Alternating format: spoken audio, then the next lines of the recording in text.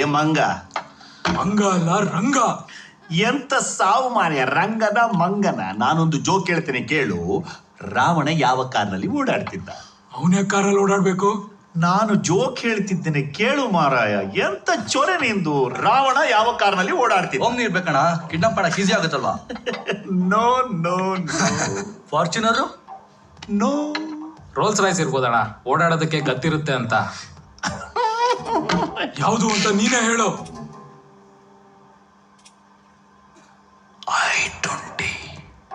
I-20. ಯಾಕೆ? ರಾವಣನಿಗೆ 10 ತಲೆ ಉಂಟು ಮಾರಾಯ. 10 ತಲೆ ಎಂದರೆ ಅದಕ್ಕೆ 20 ಕಣ್ಣುಗಳು. I-20.